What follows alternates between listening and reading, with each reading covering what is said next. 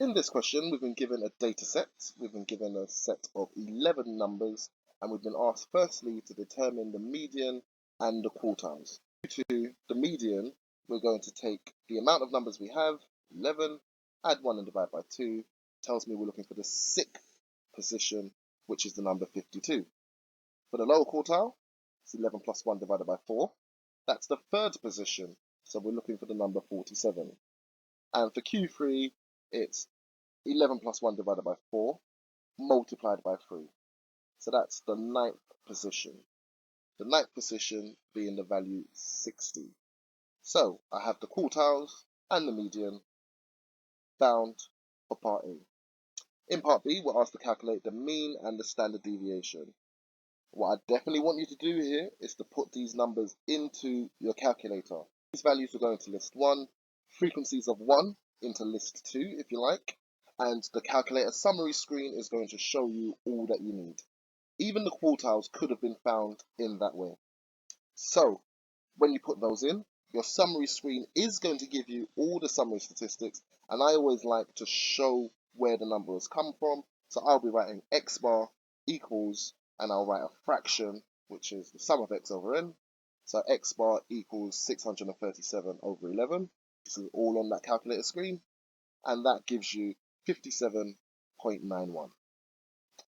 The standard deviation, that is going to be once again on that summary screen.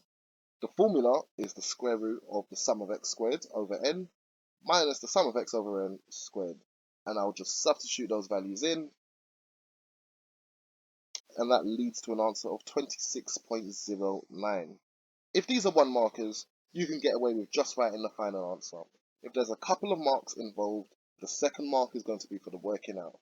The working out should be straightforward because all of this is on the calculator summary screen for you. Part C of the question, we're asked to determine whether or not there are any outliers, and we need to justify our conclusion. The justification here is going to be a mathematical justification. Basically, make sure you show the calculation that has led to your answers.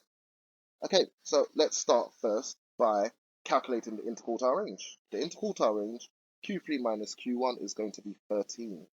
Now, we know that we need to find a scaled buffer of the interquartile range above and below the quartiles. So we'll start by checking the lower quartile. 47 minus 1.5 times the interquartile range is 27.5. If there are any values smaller than 27.5, we will highlight them or indicate them as outliers.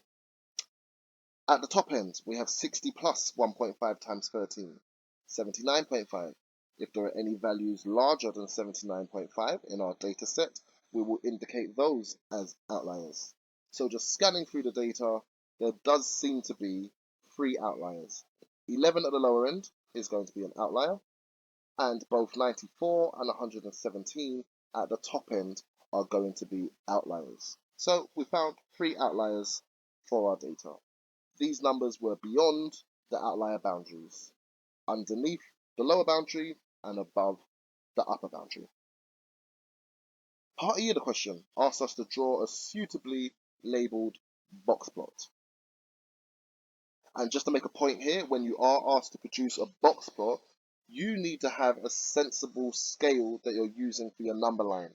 If you just have a random scale where maybe in one place 3 squares represent an interval of 10 and later on 5 squares represent an interval of 10, you will immediately get 0 marks for that box plot.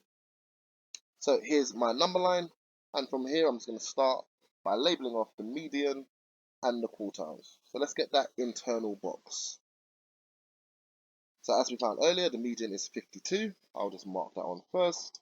The upper quartile is 60 and the lower quartile is 47. So here we have the internal box. Then I'm actually going to start with the outliers. So the outlier at the bottom I already said was 11. The outlier boundary was 27.5, so I'll show that with a dashed line. The outlier boundaries. The next available value within the boundary will become the lower arm on the box plot. Let's get some outliers at the top end. We knew that we had both 94 and 117 as outliers. The next available value is actually, the upper quartile is actually the value 60.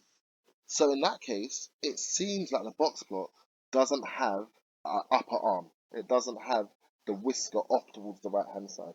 And that is absolutely valid. This is what the box plot will look like.